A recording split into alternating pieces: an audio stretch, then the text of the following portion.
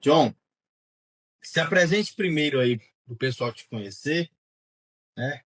Para a gente dar início. Claro. Fala, Thiago, beleza? Bom, Abraço aí, Thiagão. beleza.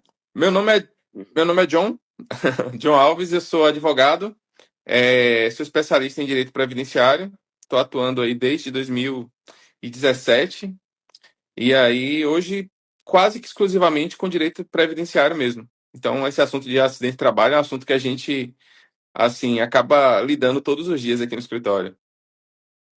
Legal, legal. John, esse projeto aqui das nossas lives é justamente para trazer outros segmentos que, de certa forma, direto ou indiretamente, ele tenha uma ligação com a segurança do trabalho, né? Eu sou técnico em segurança do trabalho, trabalho no setor viário, tá? Sou especialista em gestão de pessoas, gestão estratégica, finalizando aí gestão de segurança viária. Então, eu estou envolvido na segurança do trabalho. E eu queria trazer a visão do direito do trabalho para a visão do acidente do trabalho. A gente sabe aí que muitos procuram os advogados, os escritórios, para falar, para tentar resolver ali suas questões relacionadas aos acidentes de trabalho. Tem o FAP, que é o direito, que é o fator acidentário previdenciário, que está tudo muito unido, muito incluído ali. Primeiro, para a gente contextualizar, eu queria que você me explicasse o que é para o setor do direito, da área do direito, o que é o acidente de trabalho. Pronto, perfeito. Realmente é uma área, assim, que acaba sendo multifacetada, né? E acaba se comunicando com outras áreas. O conceito, agora, para o direito, assim, o conceito de acidente de trabalho, ele é um conceito que ele é legal, né? A Lei 8.203, ela traz o conceito de acidente de trabalho. E aí seria, assim, para não usar o termo juridiquês da lei, a gente pode dizer que é um evento adverso que causa um dano ao trabalhador quando ele está a serviço da empresa ou do empregador doméstico também, desde 2015, né? E esse dano ele causa no ambiente de trabalho ou em algumas circunstâncias que a lei equipara ao ambiente de trabalho. Esse dano ele causa a morte do empregado, a perda da capacidade ou a redução da capacidade para o trabalho. Então é um evento adverso que, digamos assim, ele causa uma lesão corporal ao trabalhador ou uma perturbação funcional, que é o que a lei diz, né? Que aí essa lesão corporal ou perturbação funcional, ela vai gerar a perda ou redução da capacidade de trabalho ou a morte do trabalhador. Pode continuar. Em linhas gerais, mas assim, é claro que esse conceito de acidente de trabalho, ele acaba sendo amplificado pela própria lei. A lei traz algumas situações que elas são equiparadas a acidente de trabalho e algumas e também traz a ideia de o conceito de doença ocupacional, que são Isso. doenças que são geradas em razão do exercício da atividade laboral e ela acaba tendo todos os efeitos legais, né, que o acidente de trabalho propriamente dito teria também. É porque quando a gente fala acidente de trabalho, é muito comum que as pessoas pensem, poxa, eu caí na empresa, me machuquei, sofri uma lesão, mas não é só isso, né?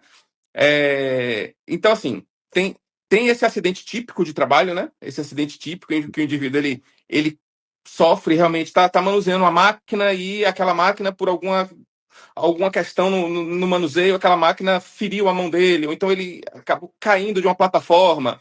É um acidente típico de trabalho. Mas existem situações que a lei equipara. Por exemplo, o acidente de percurso, né?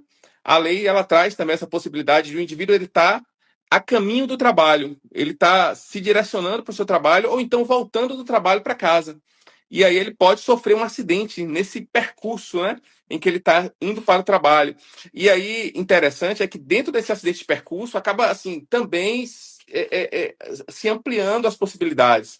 Por exemplo, o indivíduo que sofre um assalto no percurso para o trabalho, e ele vem a sofrer uma lesão por conta desse assalto, ele é atingido, ele é agredido, ele levou um tiro, essa lesão também vai ser equiparada ao acidente de trabalho, seja ele retornando do trabalho ou ele indo em direção ao trabalho. Situações em que o indivíduo ele está fora do ambiente de trabalho, mas ele está em razão do trabalho. Exemplo, você está viajando a serviço da empresa. Se tem um acidente no ônibus, né? Você não está indo para o seu trabalho, mas você está viajando em razão de um evento da empresa ou em razão de um serviço que você vai prestar em outra cidade. Isso também vai ser equiparado a acidente de trabalho. Você foi agredido no seu ambiente de trabalho, ainda que por um terceiro, mas em razão da sua função, você está ali exercendo sua função e foi agredido no seu trabalho. Você também vai. Esse evento também ele é considerado um acidente de trabalho. Então, são diversos, né? Diversas as possibilidades. E no caso da doença também, existem doenças que elas são. Existe a doença profissional, que a gente chama de doença ocupacional típica também, né? São doenças que elas são inerentes a algumas atividades. Um exemplo que mais famoso é a ideia da silicose, né? Silicose é uma espécie de doença pulmonar, né? Que é muito comum para quem trabalha com silica, né? E tem a inalação da silica e ele vai ter essa doença específica, silicose. Então, essa doença é uma doença ocupacional típica, que em razão de algumas atividades, algumas doenças são mais comuns. E a gente também tem as doenças ocupacionais atípicas, que a lei chama de doença do trabalho, que ela, na verdade, são as diversas doenças que elas não têm necessariamente uma relação com uma atividade específica, mas ela se dá em razão digamos assim, das condições especiais de trabalho que aquele trabalhador ele é submetido. E ali a gente analisa esse nexo de causalidade concretamente, né? Na situação específica. Interessante que na doença profissional atípica, esse nexo de causalidade entre a doença e a atividade, ele é presumido. A lei presume, é uma presunção que pode ser relativizada, né? Evidentemente. Mas você já tem uma presunção. Mas tanto no acidente de trabalho típico, quanto na doença do trabalho, que não é a doença ocupacional típica, né? Que a gente chama, você tem que provar esse nexo de causalidade. Então é bem interessante, é bem interessante. Eu tava assistindo agora há pouco até uma advogada, não sei se você já conhece E a Notícia É. Não sei se você já viu, esqueci o nome dela. Não, sensacional. E o trabalho dela é contar alguns processos, né, e algumas decisões que a justiça tomou referente a esse universo. E eu observei e tenho observado isso, que depende muito de quem está julgando, né? Por exemplo, o trabalhador, o assegurado, ele estava ali no trabalho, ele estava com os EPIs e, de uma certa maneira, caiu ali um peso muito grande que esmagou o pé. E a empresa foi se defender e disse: olha, ele foi treinado, ele estava com uso de IPI, nós temos ali a fiscalização, mas no final das contas, e ele processou a empresa, né, o funcionário, ele deu ali procedente. É isso? Não é assim que chama? Sim. E quando a gente vai analisar toda a causa, são nessas questões, John, que eu discordo às vezes da justiça. Porque os problemas dentro da empresa, eu falo isso como segurança do trabalho, né, que vivo a segurança do trabalho, os problemas acontecem, são casualidades. Você entende isso?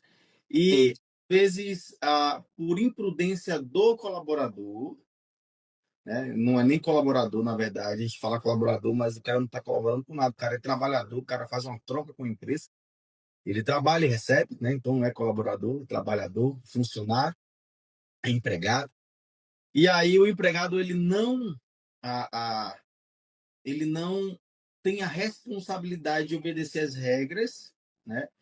E acontece ali uma fatalidade. Mesmo assim, a empresa, por ser maior, talvez, por ter mais condições, eu não sei como ao certo a justiça vê isso, acaba dando ali o dano moral, eu não sei ao certo como funciona. E é você que vai me explicar aqui agora quais os direitos do trabalho após um acidente de trabalho, tanto com uma culpabilidade direta da empresa, quanto quando acontece por uma causalidade. Pronto, perfeito. Entendi. Realmente, assim, e a justiça, na realidade, ela, como você usou um termo interessante, que ela, de fato, ela é do caso concreto, né? Cada caso, muitas vezes, você vai ter soluções distintas para casos muito semelhantes. Eu vejo isso aqui no escritório. Eu, às vezes, atendo clientes da mesma empresa, entraram da mesma forma, às vezes no mesmo período, exerciam a mesma função, o objeto do processo é o mesmo e a gente tem decisões diferentes para cada um desses trabalhadores. Isso vai muito de como a grande questão do processo judicial não é o que quem tem direito ou o que você tem direito, é quem conseguiu provar esse direito e como se dá isso na instrução processual. Então, o processo ele não trata necessariamente você tenta provar a verdade real, né? Você tenta reproduzir ao máximo a realidade, mas o que se tem no processo judicial são alegações. Então, aquele que conseguir demonstrar, né, dentro do seu ônus probatório, que as suas alegações elas têm uma verossimilhança maior, é quem vai levar o processo, né? Mas vamos lá. Você falou quais são os direitos que o trabalhador tem, né, em razão de um acidente de trabalho. Sim. São diversos. Eu elencaria, por exemplo, no âmbito previdenciário. No âmbito previdenciário, o trabalhador ele vai ter direito a alguns benefícios em razão da incapacidade. A gente sabe que a incapacidade, em regra, o indivíduo sofreu, vamos fazer uma linha do tempo, o indivíduo sofreu um acidente do trabalho.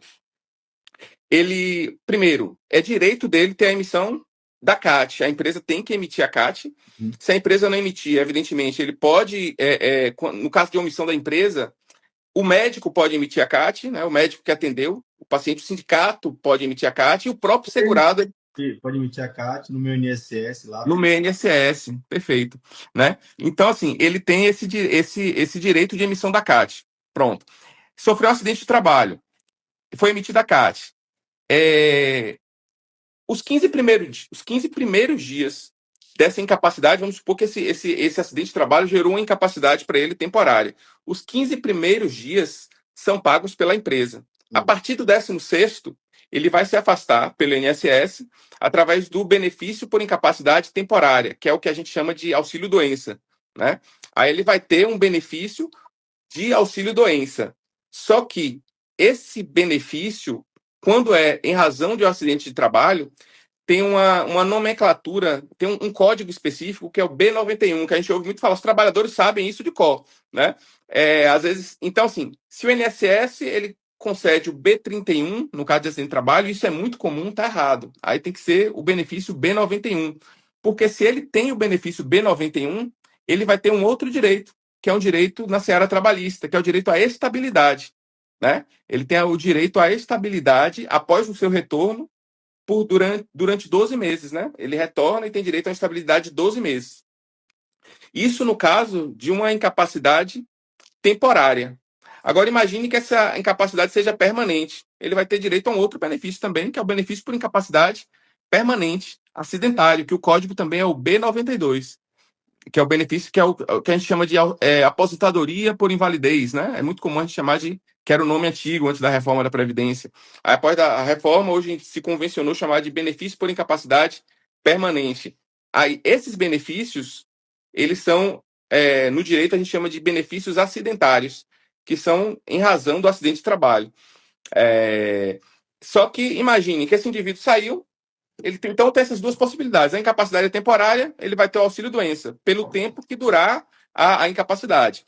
A incapacidade ela é permanente, ele vai ter direito ao benefício por incapacidade permanente. Agora imagine que ele se recuperou. Todavia, ele sofreu lesões e essas lesões se consolidaram. Ele está apto para voltar a trabalhar, porém ele teve a capacidade de trabalho reduzida. Ele não pode mais exercer as funções da mesma forma que ele exercia antes. E talvez não possa nem exercer as mesmas funções que ele exercia antes. Ele vai ter que ser readaptado, vai ter que passar por um procedimento aí de reabilitação, talvez. Mas ele pode voltar a trabalhar, mas essa perda da capacidade dele não é total, é parcial. Ele pode voltar a trabalhar, mas para algumas atividades. ele ainda assim tem direito a um benefício, que é o benefício de auxílio acidente. Ele pode voltar a trabalhar e vai receber esse benefício de auxílio acidente provavelmente para a vida toda, né? E mesmo voltando a trabalhar. E detalhe, que o auxílio acidente, ele não é uma exclusividade de quem sofre um acidente do trabalho. Ele era até um tempo atrás, mas ele na realidade é um benefício que ele é para acidentes de qualquer natureza, né? Então o indivíduo sofreu, um trabalhador segurado do INSS, ele sofreu um acidente doméstico, ele também vai ter direito ao auxílio acidente quando essas lesões se consolidarem. Então, assim, é bom ficar claro, isso que as pessoas confundem muito. Inclusive, assim, às vezes, mesmo no INSS, a gente percebe, às vezes, a nomenclatura, até de alguns colegas advogados que, às vezes, não trabalham na área do direito previdenciário, chamam tudo de auxílio acidente. Ah, sofreu um acidente de trabalho, é auxílio acidente. Não. Existe o auxílio doença acidentário, que é o benefício por incapacidade temporária. Existe o benefício por incapacidade permanente acidentário, que ambos advém de um acidente de trabalho, e existe o auxílio acidente, que é um benefício que o indivíduo pode voltar a trabalhar, mas ele vai receber. Mas qual a diferença? O valor.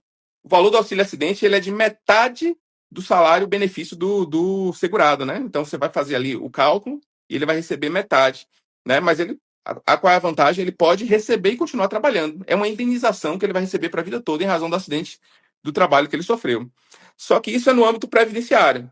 No âmbito trabalhista, eu já falei da estabilidade que ele vai ter, mas além disso, e aí a gente adentra nesse ponto, digamos assim, sensível que você tratou, ele pode ter um direito em face da empresa. Mas quando ele vai ter um direito em face da empresa? Quando a empresa ela tem culpa no acidente de trabalho, eu vou aperfeiçoar isso aqui, Aham. porque sei que alguns colegas advogados, quando eu falo assim, tem culpa, e não, ele não tá levando em consideração todos os pontos. Mas tem. Quando a empresa tem culpa no acidente de trabalho, e esse indivíduo ele prova que aquele acidente ocorreu porque a empresa não ofereceu EPI, porque a empresa ofereceu EPI, mas não deu treinamento, ou porque as condições do ambiente de trabalho realmente tornavam aquele trabalho mais perigoso. Então, quando ele demonstra isso, ele vai ter um direito em face da empresa, tanto de danos morais, a depender, ele pode ter um direito a danos estéticos, a depender do tipo de lesão que ele sofreu, ele pode ter direito também a um dano material, que a gente chama de lucros cessantes, que é um benefício que ele vai receber, uma indenização, melhor dizendo, que ele vai receber em face da empresa, em razão da perda da capacidade do trabalho dele. E ele pode receber o benefício previdenciário do INSS e ainda assim receber esse pensionamento em face da empresa. A empresa pode ser obrigada. E aí a gente, na verdade, geralmente quando a gente faz esses pedidos aqui no escritório, é com base no artigo 950 do Código Civil, que traz justamente essa ideia. Esse indivíduo pode receber um pensionamento mensal vitalício em face da empresa em razão da perda da capacidade de trabalho dele. Aí o valor geralmente que a jurisprudência estabelece em relação a isso é se esse indivíduo teve uma incapacidade total para o trabalho, ele vai receber o valor da remuneração que ele tinha. Mas se a incapacidade for parcial, às vezes o perito, no processo, ele atesta. Na verdade, a gente pede para que o perito ateste o grau de incapacidade. Às vezes o perito atesta. Olha, ele teve uma redução de 25% da sua capacidade de trabalho. Então, o pensionamento que ele vai receber é de 25% do valor da remuneração que ele teria direito, né? Uhum. E aí o trabalhador pode ter realmente esse direito aí em face da empresa. Mas, assim, ele tem que provar a culpa, né? Que a empresa teve ali uma negligência, uma imprudência, uma imperícia da empresa, né? Em relação a isso. A culpa ou. Aí é uma pergunta genuína. Sim, O acidente de trabalho. O assegurado ele já está ali, meio que, como eu posso dizer, a causa já é ganha, como dizem, ou não? Ele precisa provar realmente, porque existe uma informação talvez errônea de que o trabalhador ele já colocando a empresa na justiça, né, por uma questão de acidente de trabalho, automaticamente já é causa ganha. Mas eu acredito que por esses tempos isso tem mudado um pouco, né, por conta dos processos ali indevidos, né? sim, sim. Mas o que acontece? Existem situações em que, digamos assim, há um risco que ele é causado pela empresa. Existem atividades que são naturalmente atividades de risco. Sim. E nessas situações, se tem entendido que a responsabilidade da empresa é o que a gente chama de responsabilidade objetiva. Existe a responsabilidade subjetiva, que é uma responsabilidade. A subjetiva vem de sujeito, né? Você tem que provar a culpa do sujeito, né? Digamos assim, essa é a responsabilidade subjetiva, que ela leva em consideração as características subjetivas do agente, né? Existe a responsabilidade objetiva, é a responsabilidade sem culpa. Você não precisa provar a culpa. Você só precisa provar que existe um dano. Legal. E esse dano tem um nexo de causalidade, digamos assim, com a atividade laboral. Nesse caso, quando a empresa exerce atividade que é potencialmente danosa, atividade que é naturalmente uma atividade de risco, a responsabilidade, sim, o entendimento hoje da jurisprudência é de que a responsabilidade é objetiva da empresa. Né? Porque a atividade da empresa, o risco da atividade é da empresa. Então, se essa atividade da empresa causou uma lesão, essa lesão tem que ser ressarcida. O risco não pode ser transferido para o trabalhador. Entendeu? Então, o que acontece na realidade é que a gente vai para o processo sempre, a ideia é com essa tese. Né? A gente tenta sempre emplacar essa tese da responsabilidade objetiva. Né? Mas nem sempre é assim. O que nós observamos aqui no Brasil, né, e a gente pode falar que o INSS ele está inchado, né? Está em déficit, e talvez seja por isso, muito provável que seja por isso, que alguns assegurados eles demorem de receber os seus benefícios. Por um exemplo muito prático, eu conheci um trabalhador que ele sofreu um acidente de trajeto e ficou 9 meses parado e 9 meses sem receber o auxílio. Dentro disso tudo, se ele não tivesse algum outro tipo de renda, ele teria passado fome. Então, qual é o direito e como é que funciona, aliás, como é que funciona o direito do auxílio doença acidentário? Como é o processo ali para solicitar? Essa demora ela realmente existe? Tem como evitar essa demora? O que é que o trabalhador o assegurado ele precisa fazer para que ele não passe pelo que meu colega, o meu conhecido ali passou, dessa demora aí de receber o auxílio e ter as dificuldades financeiras? Bom, assim, ó, realmente a gente tem hoje digamos assim, o INSS às vezes demora, de fato ele demora em a análise dos benefícios, né? Assim, o processo de análise dos benefícios às vezes é realmente muito moroso. Mas o que acontece? Não é Existe uma possibilidade. proposital? Não, eu não creio que seja proposital, né? Eu creio que realmente é uma demanda muito grande. E você tem um corpo de servidores que é assim reduzido, né? Para analisar tanta demanda. A quantidade de processo previdenciário é muito grande, né? O INSS é um dos maiores litigantes da Justiça Federal, né? Ele sempre está ali. Entre o INSS e a Caixa Econômica, você vai olhar, assim, um percentual muito grande dos processos que existem na Justiça Federal tem como parte o INSS. Então, realmente, claro, isso aí você vai ter outros fatores também. Você vai imaginar, poxa, se o INSS tem uma quantidade muito grande de processos, quer dizer que o INSS nega muitos direitos. E aí, evidentemente, que tem que avaliar esses processos. A maioria são procedentes ou improcedentes, né? Então, o INSS está errando mais ou acertando mais quando ele nega um direito. Mas a demora realmente existe. Como é o procedimento para pedir o auxílio, o auxílio doença acidentário ou qualquer outro benefício em razão do acidente de trabalho, né, no INSS? Hoje, o primeiro passo é ter a emissão da CAT. A empresa precisa emitir a CAT, né? A lei traz ali que até o primeiro dia útil seguinte, né? Ela tem que emitir a CAT, só salvo quando é em caso de óbito do segurado, que a CAT ela pode emitir, tem que ser imediatamente, né? Mas quando no caso de acidente de trabalho no geral, até no primeiro dia útil seguinte, a empresa tem que emitir a CAT. Se a empresa não emite a CAT, o trabalhador ele pode, na verdade, verificar outras possibilidades. Vai no sindicato, o médico pode emitir também a CAT, ou então ele próprio, como você até mesmo destacou, vai no portal INSS e emite a CAT.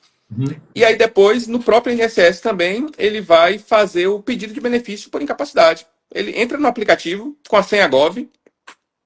Se ele não tiver a senha Gov, às vezes a pessoa tem a dificuldade de fazer, eu não consigo fazer por reconhecimento facial, eu não consigo fazer a senha no aplicativo. Vai em qualquer agência do INSS, isso é uma coisa que ainda se resolve na agência, que é você ir na agência do INSS e pede uma senha. Aí eles vão dar uma senha provisória, que você tem que modificar essa senha até 24 horas. Pronto. Quando entra no aplicativo, vai no ícone de busca e escreve benefício por incapacidade. Aí você vai lá aí já vai acessar. O aplicativo ele é autoexplicativo, ele é bem intuitivo. Você pode solicitar lá o benefício. Aí, dentre as perguntas que o INSS ele tem uma série de perguntas lá no aplicativo, né? No aplicativo Meu INSS. E dentre as perguntas está se aquele benefício, se houve acidente do trabalho, né? Então, sempre que houve acidente de trabalho, tem que apertar lá a caixinha, o ícone de acidente de trabalho, e imediatamente, na hora que você aperta o ícone de acidente de trabalho, ele abre para você anexar a CAT. Aquela CAT que você já emitiu, você anexa a CAT nesse ícone. E aí também vai anexar, evidentemente, o relatório médico. O relatório médico tem que ter o nome do paciente, tem que ter a data, tem que ter o CID, e tem que falar, especificar o período de incapacidade. O relatório médico tem que ter todas essas características também. O nome completo. Muitas vezes a gente chega cliente com o relatório médico sem o nome. Eu falo, meu amigo, esse relatório aqui que o médico deu, ele pode servir para qualquer pessoa. Então tem que ter o nome, tem que ter o nome do paciente, tem que ter a CID, o médico tem que falar, descrever o período em qual é o prognóstico, né? Quanto tempo esse segurado vai estar incapaz. Então o médico tem que descrever isso também. E aí junto o relatório médico e o pedido vai para análise. E aí lá nesse momento também você escolhe se você vai querer uma análise de um benefício por incapacidade temporária ou permanente. Né? Aí você também clica. Evidentemente que muitas vezes o segurado ele não tem essa capacidade técnica de fazer sozinho esse pedido. A verdade é essa. Né? Infelizmente. Muitas vezes eu vejo pessoas que chegam aqui no escritório, a gente tem uma certa democratização assim através do aplicativo, todo mundo pode fazer ali na palma da mão, as agências não fazem mais, porque antes o indivíduo chegava na agência com os relatórios médicos e o servidor da agência ia instruir esse processo administrativo e abrir esse processo administrativo. E se tivesse faltando algum documento, o servidor, olha, traga esse documento, está faltando, esse relatório não está bom, traga outro relatório. Hoje em dia não tem isso. A própria pessoa pede e o que chega para mim às vezes são muitos processos administrativos que foram mal instruídos. E não por culpa do segurado, ninguém é obrigado a ter um conhecimento técnico de processo administrativo, né? Mas, assim, enfim, esse é o caminho que se tem hoje para fazer, né? Ou através de entidades conveniadas. Também se pode fazer o pedido através de um advogado, pode contratar um advogado desde o início para fazer o pedido administrativo. Sindicatos de categorias também fazem o pedido administrativo. As empresas também fazem esse pedido administrativo, né? Dos benefícios por incapacidade. E assim, o mais normal de um segurado empregado é que a empresa encaminhe, né? É muito comum que a empresa encaminhe. Uma ajuda, né? Às vezes o RH dá aquele apoio para. Eu conheço muitos funcionários, trabalhadores, segurados que, de forma alguma, eles querem ir para o INSS. Eles não querem. Justamente por conta dessa demora, essa dificuldade, tem que. Enfim. E uma situação até próxima, né? Em termos de tempo, o INSS negou o pedido de benefício. E o que é que o trabalhador ele tem que fazer? Negou. O que é que ele precisa fazer, né, para entender se realmente aquela decisão ali foi real, foi correta, ou se ele está ali sendo lesado de alguma maneira? Pronto, perfeito. Só para um ponto, Igor, que eu não falei na última pergunta, é que em relação à demora, quando o INSS demora muito, o INSS ultrapassou o prazo ali tem 6 meses que meu benefício está em análise, e isso acontece muito. A gente entra com mandado de segurança, é uma ação judicial que não é necessariamente ainda para conceder o benefício, mas é para obrigar o INSS a analisar aquele benefício, né? Então a gente entra com essa ação de mandado de segurança. Mas o que acontece? Quando o INSS nega o benefício, aí tem duas possibilidades. O indivíduo ele pode fazer um recurso administrativo no próprio, ou seja, ali no próprio aplicativo do meu INSS também, ele pode encaminhar esse recurso administrativo, ou ele pode ingressar com ação judicial, né?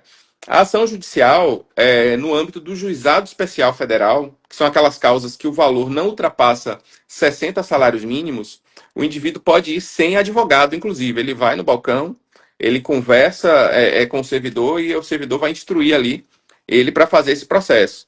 É, e tanto o recurso administrativo também. Mas, evidentemente, que a gente não recomenda muito que se faça isso, porque o INSS tem o maior escritório de advocacia do Brasil, que é a AGU. Né? Então, o INSS ele vem muito equipado em sua defesa técnica. Então, a gente recomenda que, assim, em caso de negativa, realmente contrate um advogado de sua confiança para poder estar ali ingressando com a ação judicial ou com recurso administrativo. E o advogado vai avaliar o seguinte: vale a pena recurso administrativo nesses casos? Ou vale a pena uma ação judicial? Porque às vezes o entendimento da junta ali de recursos é um entendimento mais favorável. Às vezes não vale a pena ir direto para a ação judicial, vale a pena tentar o recurso administrativo. Vai demorar um pouquinho mais, mas ele tem um entendimento mais favorável. Às vezes não. Às vezes naquele assunto, o entendimento mais favorável é do judiciário. Então o advogado que lida com isso todo dia, ele vai saber qual seria o melhor caminho. Um exemplo. Por que o benefício por incapacidade ele é negado? O benefício por incapacidade é negado, geralmente, os dois motivos mais frequentes. Primeiro, o perito disse que o indivíduo não está incapaz. Esse é um dos motivos mais frequentes. E o outro é o servidor diz que aquele indivíduo ele não é segurado.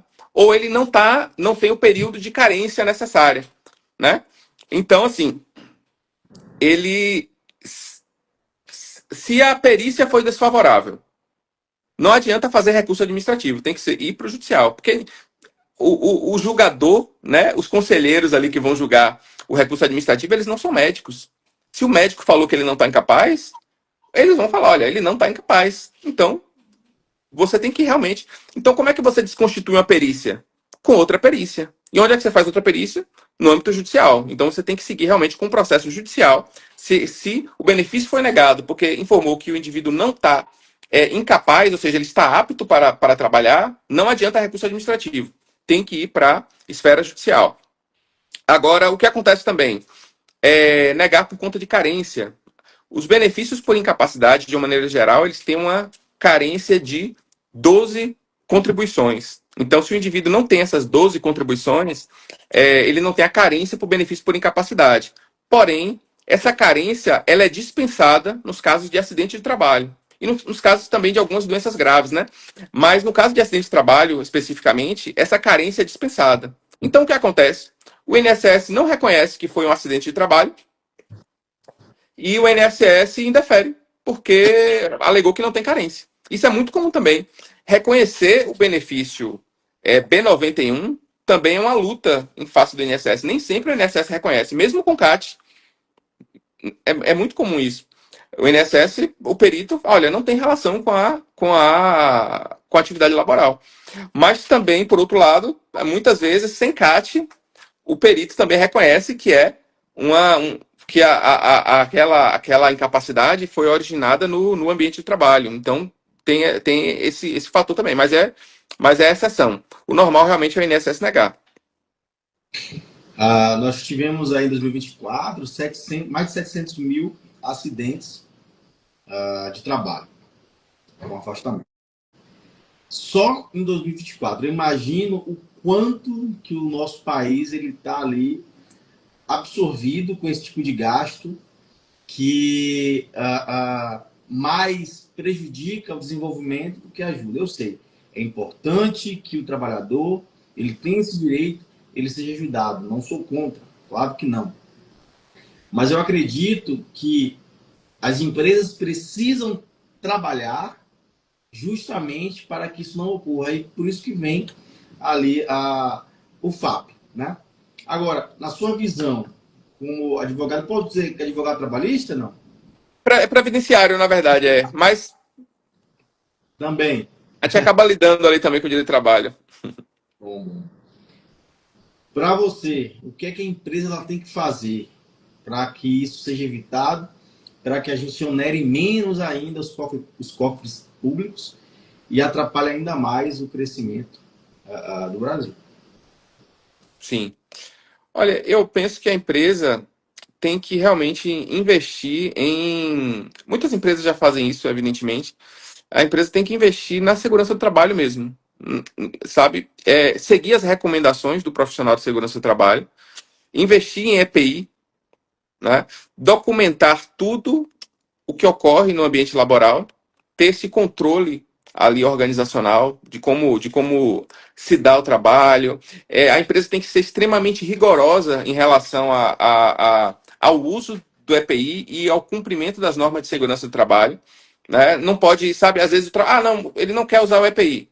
Se esse trabalhador ele não quer usar o EPI, ele tem que ser afastado, né? Ele não pode, tem que ser advertido, tem que ser ali, evidentemente, dentro dos procedimentos ali internos da empresa, ser advertido, isso tudo ser documentado. E, assim, esse trabalhador tem que ser afastado, porque esse trabalhador vai trazer um passivo muito grande para a empresa e para os cofres públicos, né? Então, eu acho que a empresa tem que investir realmente ser extremamente rígida, estabelecer padrões rígidos para a segurança do trabalho. Então, se a empresa faz isso, ela se protege e, ao mesmo tempo, porque a gente sabe, né? À medida que CATs são emitidas e benefícios previdenciários são concedidos, a empresa vai pagar mais, né? Então, ela vai pagar mais do ponto de vista tributário, ela Sim. vai pagar mais porque ela vai ter um passivo trabalhista, e do ponto de vista da função social da empresa também. Oi? Paga duas vezes, ou mais. Paga duas vezes. E do ponto de vista da função social da empresa, ela está fazendo com que os cofres públicos também paguem por isso. Então, tem que realmente, assim, ser muito criteriosa. A empresa tem que ser muito criteriosa no que tange à segurança do trabalho. Ela onera os cofres públicos, ela prejudica a si mesmo e prejudica ainda um terceiro quando ela não age de acordo com as normas. Perfeito. O trabalho no Brasil, ela ainda está em desenvolvimento, né? ainda está um pouco aquém, ainda em seu modo ali, vamos dizer assim, que um experimento. Eu não acredito que nós tenhamos ainda finalizado. Eu lembro que quando eu iniciei o curso técnico em 2009, salvo engano, nós tínhamos 30, né, 30 NRs, hoje nós temos 38. Fora as NBRs, né, e outras resoluções. Mas nós concluímos, entendemos que o papel da empresa justamente lutar contra os acidentes de trabalho. John, muito obrigado, tá? Chegamos ao Eu que fim. agradeço, mano. Com 40 minutos aí muito construtivos, agreguei valor demais com você, muito obrigado, tá?